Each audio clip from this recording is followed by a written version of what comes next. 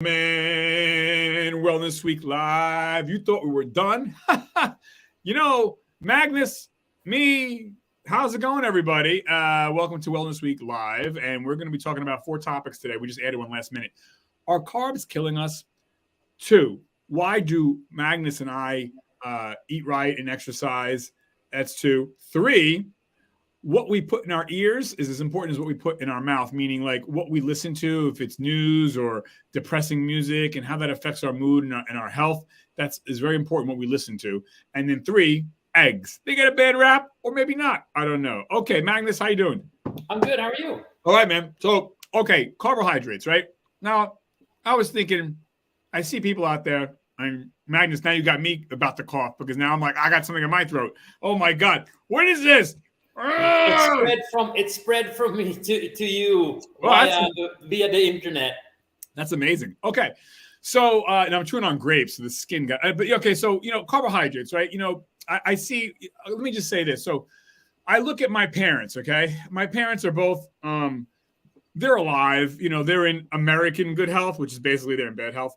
But they're not dying of anything acute. But I look at my parents, and I'm not being facetious or I'm not being funny here. My parents, they gave themselves type 2 diabetes, which is different than type 1 diabetes. That, Magnus, but for the viewers, there's type 1, type 2. Type 1, you have no control over, you were born with. It's not your choice. Type 2, it is your choice. And I'm not saying anybody deserves to be hurt or sick or anything like that. And by the way, folks, we're not giving medical advice. Always check with your medical professionals. We're just having a conversation between 2 friends. Okay. So I said to myself, Magnus, growing up, I was looking back at growing up, and we didn't have a lot of money, okay? But I was like, wow, dude, the diet that my parents still have this diet, by the way, which is sad. This is the most of Americans' diets. And anyways, so growing up, Magnus, we lived on pasta, bread, pasta, bread, pasta, bread, pasta, bread, cereal, cake, cookies, pizza, bread, bagels, bread, juicy drinks, soda. I said to myself, how the hell my parents didn't get type 2 diabetes sooner, I'll never know. Because also my parents ate pasta bread, and then they sat. No moving, no exercise, no walking. And I said, wow, my parents got type 2 diabetes probably in their late 60s. And I'm looking back, I'm like, I can't believe they didn't get it when they were in their 40s. And I said to myself yesterday, that's the American diet, though. It's cereal, pasta, bread, bagels, chips, cake, cookies, and sitting, and juicy drinks and soda and then alcohol, of course.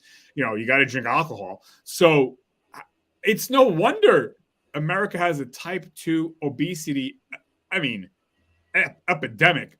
And that's why COVID is so deadly. But let's not talk about that. Let's just put a mask on. Let's not talk about why COVID was so bad. I'm being rhetorical. I know you know this, Magnus.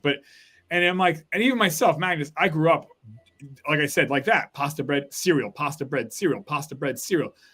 How I didn't get type 2 diabetes, I'll never know. But I think our saving grace was there was no internet and no video games. So we got up and we got out. We ran, we walked, and we ran, and we walked. But I'm looking at that diet now, and I'm like, no wonder my grandparents got type 2 diabetes when they did, because they just lived on pasta bread. And, you get a lot of people, and I'm Italian. Hey, I'm Italian. That's what we do. No, it's not what we do. Real Italians from Italy, they don't live on pasta and bread. They live on fish. They live on vegetables. They live on fish. Italy's a peninsula. Fish, and more fish, and vegetables, and very little, tiny amounts of pasta and bread. But in America, we think, oh, no, pasta. That's not the Italian way. But anyways, okay, Magnus, what do you say about this type 2 diabetes that is killing us? The processed carbs. By the way, we need carbohydrates from vegetables. We don't need carbohydrates from the bread. And by the way, you can have some bread, folks. I say have bread on Saturday only. I don't know. Magnus, what do you think? What do you say? This has been common a long time. Just look at the food industry. What is cheap? It's going to be carbohydrates and fat. And that combination, especially when we're talking about processed carbohydrates, so more fat stacking, no fibers, a lot of sugar, no vitamins, that's just basically junk. You can eat it once in a while. Can I say this, though? You mentioned fat, though, but I know you know this, but Fat gets a bum rap because you got good fats, from salmon, from I mentioned that it was processed fats. Right, processed fats are bad. Right. Yeah. So there's a huge difference between processed fats and natural healthy fats. So a lot of saturated fat, we still need saturated fat, but not at the amounts that we're getting today. And that combined with processed carbohydrates is the poorest combination you can have. We're looking at sugary snacks like donuts, fast food, a lot of cakes, cookies, ice cream, stuff like that. A lot of those things also contain so many chemicals to make them even cheaper to produce, so they can earn a bigger profit. Telling people that in carbohydrates, they're easily to store. You can keep them around, especially when it's processed. You can keep them around for years without anything happening. So you can have them in the store lying around. You can have them at home lying around. And they're constantly over available. I mean, we're eating way more energy than someone that used to work, someone working a farm, like a farmer, like that was out like working hours and hours on end, taking care of the animals, taking care, like looking over the fields and everything like that. Getting up early in the morning, you have to cut wood, you have to build a house, you have to fix things. We're sitting down, we're doing nothing, and we're eating this actually poor fuel and doing basically no activities. So Right. there's no wonder that we're getting sick. I mean, it's not like, this is bad. It's like, no. It's just like the combination of everything is like, it's a perfect shitstorm for our bodies and health. 100%. And by the way, and I know you know this, but there's a direct link between, never mind obesity, being overweight. There's a direct link. When you're overweight, you have a higher chance of certain cancers, higher chances of heart disease. We're just talking about overweight. We're not even talking about your 900 pounds. And so, people may ask though, well, if I can't have pasta bread and cake, cookies and pasta and pizza and bagels, well, how am I going to live? No one's saying don't eat it, but here's the trick, Magnus. The doctors are horrible about this, and doctors are good at certain things, but not good at giving nutritional advice. They say, have in moderation. We've talked about this before, but what the hell is moderation? Because I know people are like, have a little bit every single day. That's the problem. Like, no, my rule is this: have it on Saturday. That's it. Knock yourself out. Bagels and pizza and cake and cookies and beer and juicy drink on Saturday. Sunday, Monday, Tuesday, Wednesday, Thursday, Friday. My opinion: have your natural carbs, your vegetables, your beans. Have salmon, have grilled chicken. That's what's going to make you healthier. That's going to make you stronger. It's not a punishment. You're going to be better. What do you think, Magnus? It's funny because in Sweden, like growing up, we used to have, it was basically a Saturday candy. That was like the only day we were allowed to eat candy at our house. And it was pretty funny. We might have bought and the bags were so much smaller than they are today. So like we basically had like two small bags that the four of us, my sister, me, my mom, my dad, had to share. And that was pretty much it, Right. And that was after we had a good dinner and like we had a healthy, like full meal. Yeah. There was no, like, you were not even allowed to have any types of snacks or candy or anything unless you ate your dinner. But here's the tricky part, though. You're mentioning candy, and I think every American would agree with what you just said. Of course, no, we don't go eating M&Ms every day. But that's not the M&Ms is a problem, or candy. But the real insidious devil is the white bread, the whole wheat bread, the pizza, the bagels, the beer, the wine. Sorry, wine's not. I know people like to say wine's great, but no, if you're having a glass of wine every night and you got a gut, it ain't working for you. Beer. Don't do it. It's hurting you. So that's the insidious thing. The white bread, the cereal, the cake, the cookies, the chips. That's an everyday thing for most people. Like, I was living on pasta and bread. That's M&Ms basically, and nothing against M&Ms, but you can't be eating it like it's just. So here's an interesting part too. If I was, so we're talking about bread and pasta, right? So we're having a lot of flour. So if I was giving you a bag of flour and said like, eat this, you would have basically a teaspoon, and then you would say, oh no, I can't have more. This is disgusting and things like that. But since everything is cooked and mixed into like becoming super palatable, so we can't like stop eating it, it becomes like, and the same thing now with the food, like food industry, they're working in labs. They have scientists that looks like at brain function and how it lights up, and so it's hard for us if we're hungry, if we don't have like super discipline.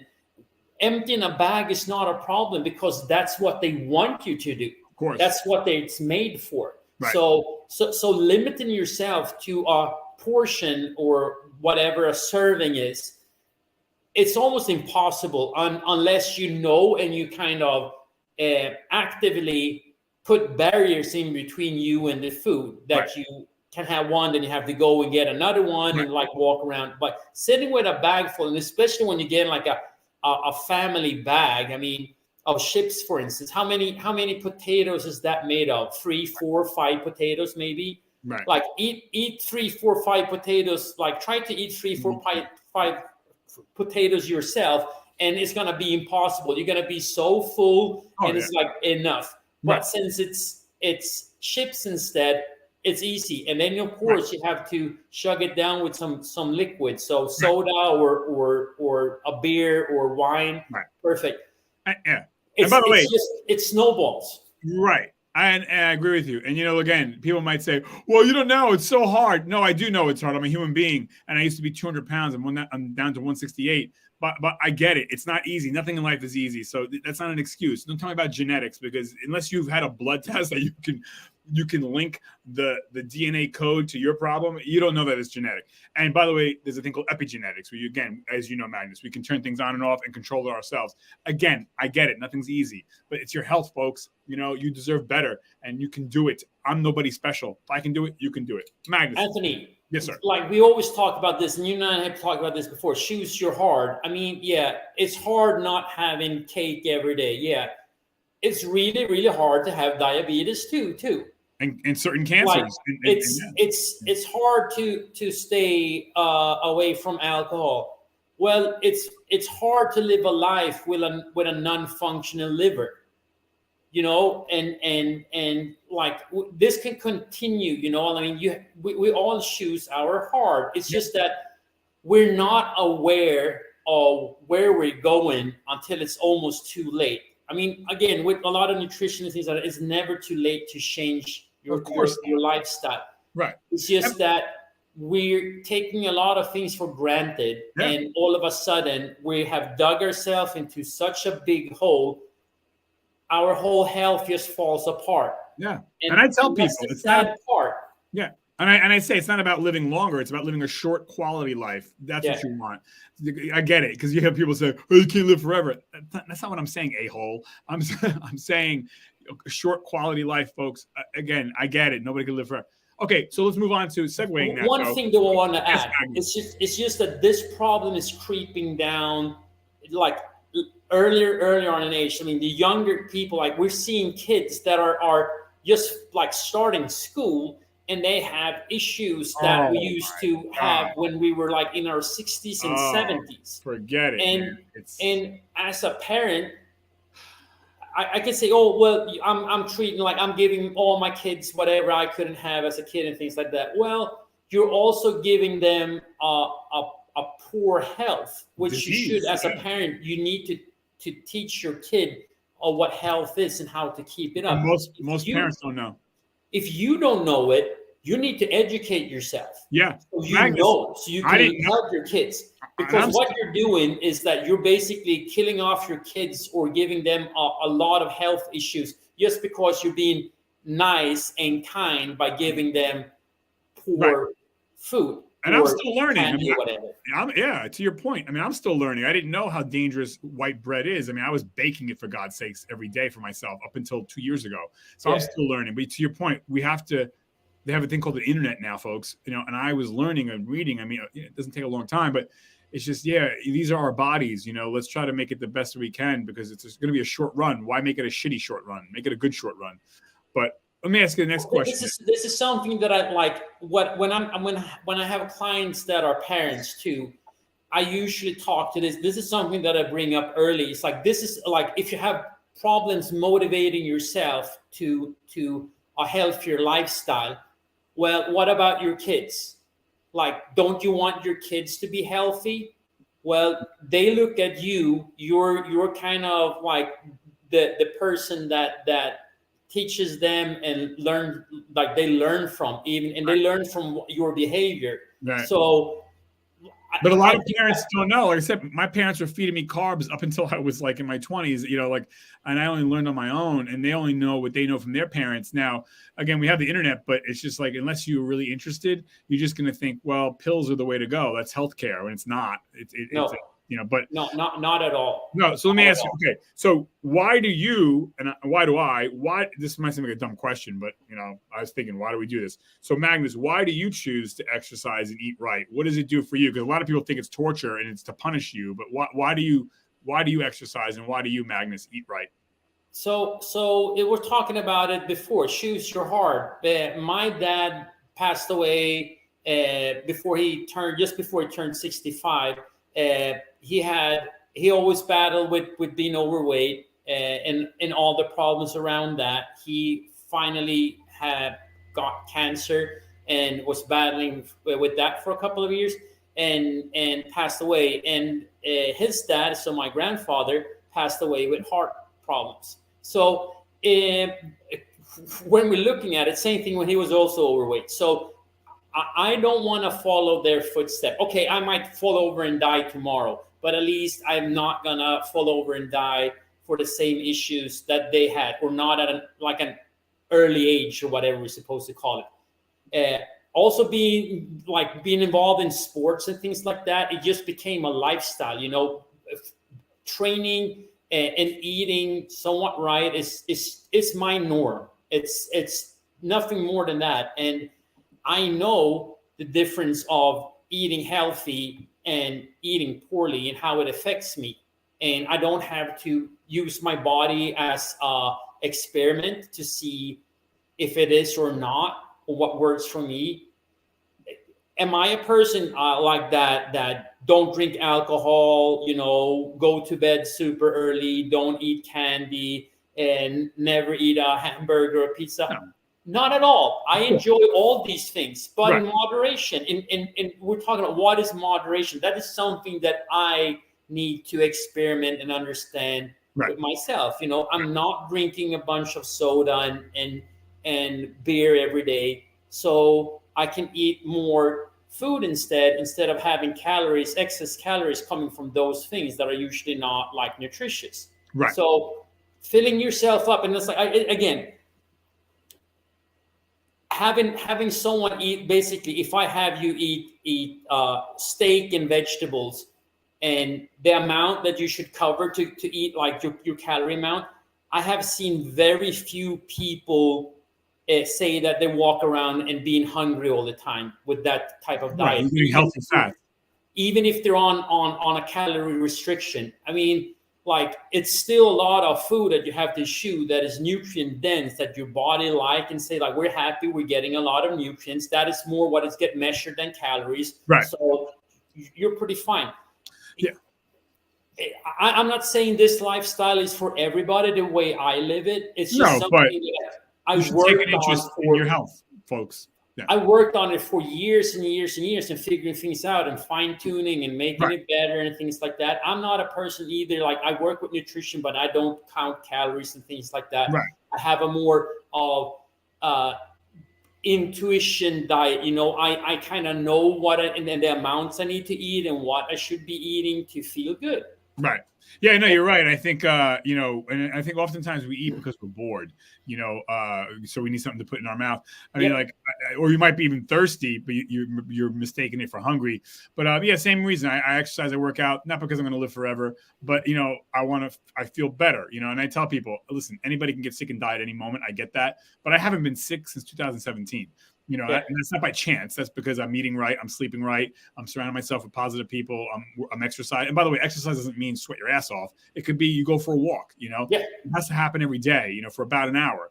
And anyways, so yeah, that's why I exercise and eat healthy. And to your point too, I have hamburgers and pizza and soda, but honestly, it's rare. And I always just say, make it the 1 day a week rule.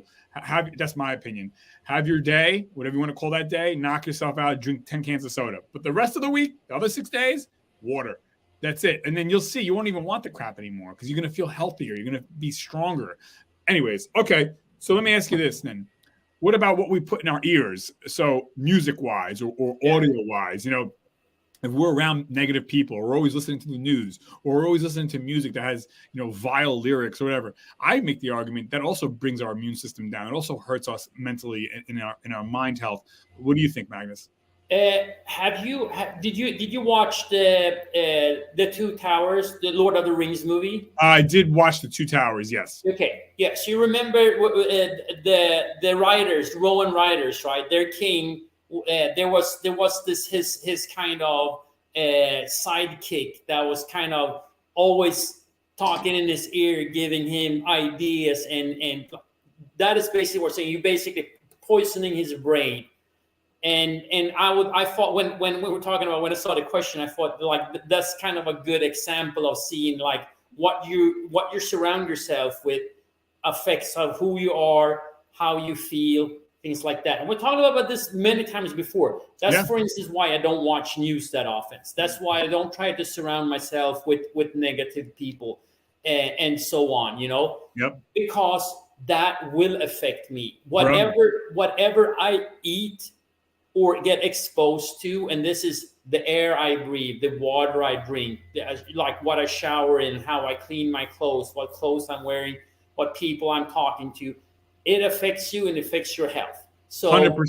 Yeah. And then also like having a barrier, having an understanding is like, it's like watching a movie or playing a video game. It's like, this is not reality. This is whatever you want to call it, entertainment and things like that. And that you need to understand that goes for listening to certain types of musics and lyrics and things like that. If you're listening to gangster rap and all that, which I do a lot, to be honest. I like it too sometimes. Yeah, but that usually when that's all you listen to. But do I like, like now I'm gonna go out and beat someone up and shoot them and start selling drugs? No. It's basically reading a book. You know, that it's the same thing. But it can make you depressed if you're listening to whatever, heavy metal or gangster rap too much and it's all negative lyrics or whatever, some sad love songs all the time. Like, it's going to depress you, man. Like, you know, the news too. It's the same thing. It's the same thing like with alcohol. Alcohol is a mood enhancer. If you're happy, it's going to make you more happy until you actually get off it. And then you get depressed. Or if you're depressed, you're going to get more depressed. And when you stop drinking, you're going to be like super depressed. So like, again, like, find your balance and choose your heart. So that's what I'm saying. But definitely like, and they show it like listening to certain music will help you study, will make you more positive, things like that. It's the same thing. Like if I go out and listen to the Beach Boys about like running around surfing, sunshine, and in a better mood, talking to girls and stuff like that, you know, like you're not like, how could you be depressed with that? And then like you're listening to something that is like super depressing, then your mindset will kind of fall into those like track or routes, whatever we're supposed to call it. So that's what my mother does. You know, she sits all day long and listens to religious news and the regular secular news, and it's the same thing. The religious news, the world is ending, the world is ending, the world is ending, and then she turns on the news, the regular secular news. Guess what? The world is ending. No wonder my mother is always sad and kind of depressed, you know, and she doesn't get out much. And I'm not saying that's the only reason, but it's a big reason when the only thing going in her ear is negative. Like no one's having a birthday. No one's been born. No one's celebrating a promotion. No, it's just death. You know, it's the news and it's the religious channel she watches. You can basically see her cortisol levels just rising. She's always sad and depressed. And it's unfortunate. And that's something that I think like it's super, super important to understand is that like it affects you. It's just up to you to see what you do with it. For instance, that's why I said, like, one thing that people like almost miss out on everything when it comes to health, fat loss, getting in better shape and things like that, and just being healthier and having a better mood. You know what that is? What? Laughing. And Yes. and a lot of people, we were talking about this before. Releases endorphins. Yeah, it's the same, like being able to laugh every single day, surrounding yourself with people that makes you laugh. Laughter is the best medicine. Exactly. It's one of the best. And this is something that people miss out on. And especially now, like today in the world we live in, there's a lot of depression and hardship. Not enough laughter. And things like not that. enough joy. But again, it's also like we are living in probably the best time in history. I mean, like, we can be so healthy, we can be so happy. It's just up to us what we want to do with our lives and our surroundings. And there's happiness out there if we want to look for it. But if we want to look for negative, then we're only going to find negative. Yeah. And we've all been through shit. So, I've been through my stuff, and we all go through stuff. We're all human, so there's no excuse not to look for joy. It's there if you want it to be there. And I'm not saying don't have a moment of I'm not saying never be sad. Of course, there's times to be sad. But guess what? You have to look for the joy every day in life, and in gratefulness too. Anyways, okay, real quick. And this is the thing, like, I just want to say, like, it was funny because I was looking at a show the other day. It's Shaq's World or Shaq Life. Oh, Shaq's great. I love him. Like Shaquille O'Neal. People can say whatever they think about him, but he is a funny and I think he's a role model in many ways. Yeah. Very generous man. Yeah, and also that it's like just seeing him around people, how happy he makes people, but just giving them time, saying hi, being funny, and and throwing himself under the bus too. He's a very serious guy, but he's definitely, like, he has kept that kind of childish behavior in it too, and I think that's why he's like, everybody thinks he's a very charismatic and charmful man. So, and he seems like a happy man. And by the way, I get it. Shaq's no saint. Nobody's a saint. Everybody's a sinner. So for those naysayers that, well, Shaq did this, Shaq did that. I get it. Nobody's perfect. Neither are you watching. Neither am I. But anyways, Shaq seems like a joyous person overall, and he looks for that and he finds that, right? So let me, before I forget, folks, don't forget, like and subscribe, please. The least you can do. Friggin' least you can do. Okay, so let's talk about eggs, because the last topic. So, I know everyone, I hear these doctors and I'm like, oh, here we go. And I'm not a doctor, but they say, oh, eggs are bad, cholesterol. And I say to myself, wait a second. Okay, why would potentially eggs be bad? Some or many cardiologists would say because it has cholesterol. But here's my thing, Magnus, and I did some just kind of preliminary research and I didn't go deep, but when they say eggs are bad for some people, not everybody, but whatever, how do they know eggs are bad? So I did a little bit of research, and they're making observational studies, which is laughable because that's like saying, well, people who wear blue shirts could have higher heart attack rates than people who wear gray shirts. Now, one of those is true, but that doesn't mean the shirt is making you have the heart attack. Doesn't mean the egg is making, because it's correlation, not causation. Because now I wondered to myself, when they said eggs can lead to possible increase in cardiovascular disease with certain people, how do they know those certain people aren't smokers, drinkers, not working out, eating candy and cookies and bread and pasta and sitting? They're only singling out the egg. So it seems a little bit, I don't know if there's any study out there. I don't know if you know. I don't know. Is there a study that because an observational study is a very tertiary, basic, elementary school type of study. It's not a deep, the placebo effect and a nocebo effect and a double-blind study and a parallel study. Like, did they give these people eggs only to eat for a year? No. So how do we know that eggs are the only culprit that can cause a heart attack? Do we know this? I mean, so yes, it has cholesterol, but that doesn't mean, again, like, how do we know these people who consume the eggs and had the heart attacks aren't smokers, aren't drinkers, aren't eating junk food all the day? Or do they work out? Do they not work out? So let's do this. So I don't eat no ham and eggs because they're high on cholesterol. So that's one of the songs from A Tribe Called Quest's first studio album. Right. It came out in 1990. So why I know all this is because I'm a huge A Tribe Called Quest fan. Unfortunately, what they're saying in their rhymes are completely wrong. Cholesterol from our diets is not what increases our cholesterol in our bodies. What they're seeing, or like the new studies, or it's not even new studies, have shown that it's more saturated fat that has a bigger effect on how much cholesterol we have in our bodies. So it's not even, and if you're looking at an egg yolk, it's not a lot of, like, I think it's only a third of the fat in it is saturated.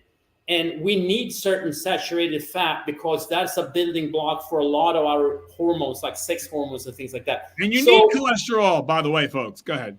Yeah. So talking about like saying that eggs increases your cholesterol is completely BS. And it's interesting because we're talking about like physicians and medical doctors are basically quoting studies that are 30 years old, no, but which have been completely disproven, and those facts are completely off wrong. So what I'm saying is this though. Okay, no problem. Eating something with cholesterol will increase the cholesterol. But my point is though, like, how does that?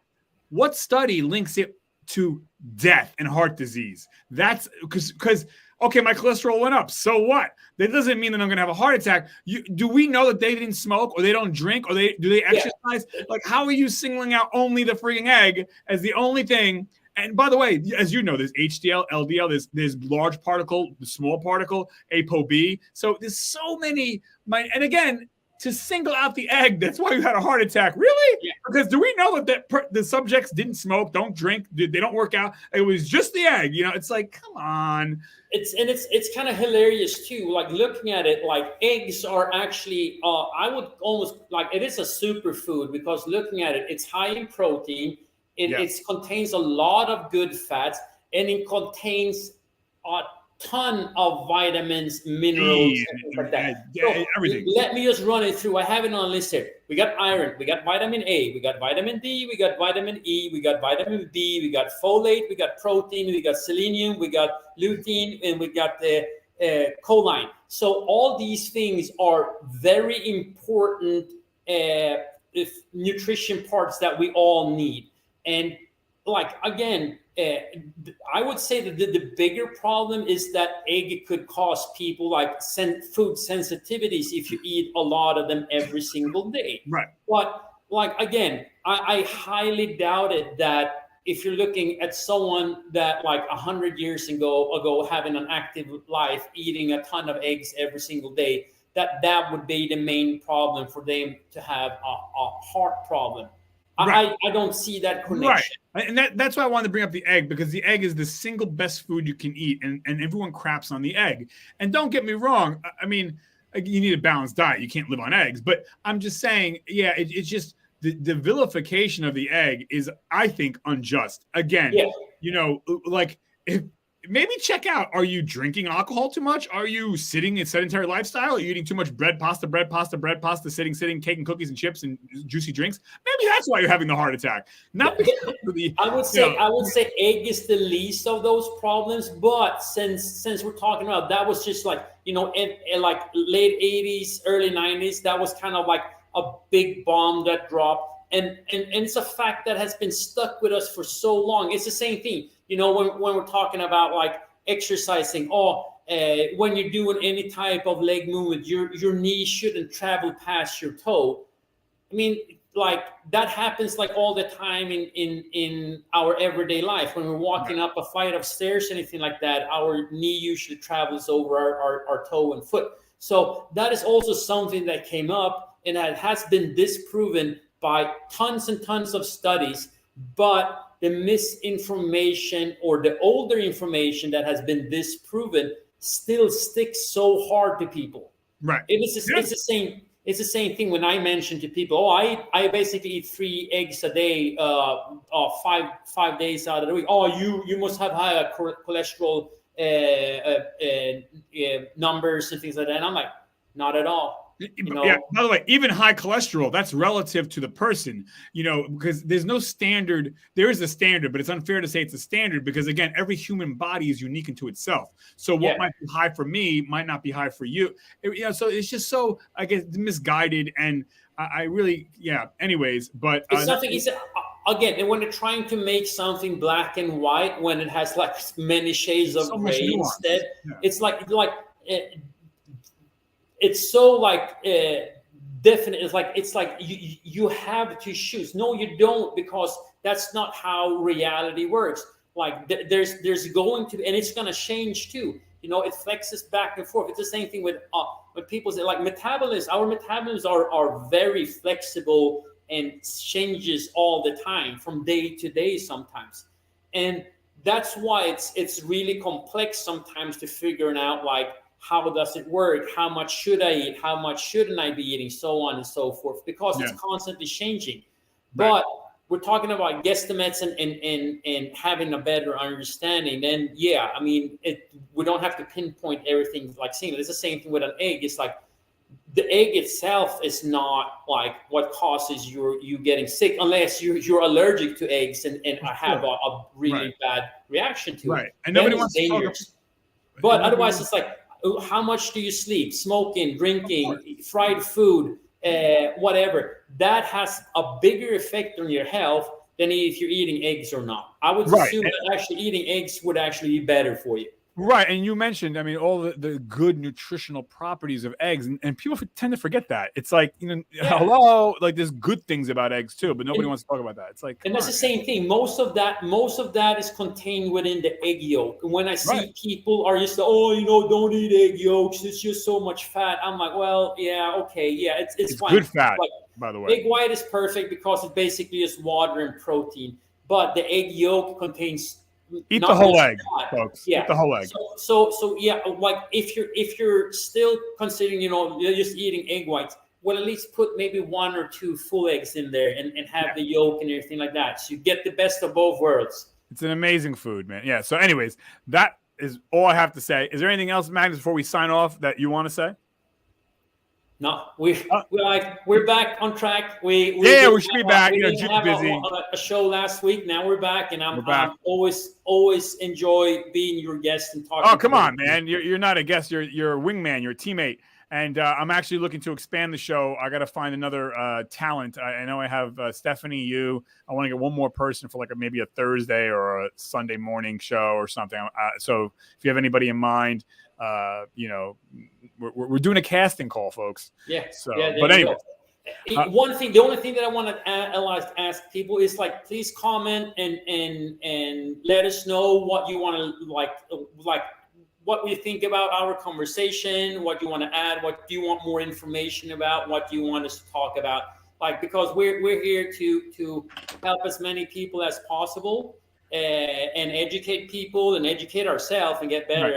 At the same time, so 100%, man. Yeah, for sure, dude. We're having conversation. So I mean, and it's a great time to be alive. The thing called the internet, we all can learn and ask questions and debate and talk to doctors or nutritionists or dietitians or nurses or whatever.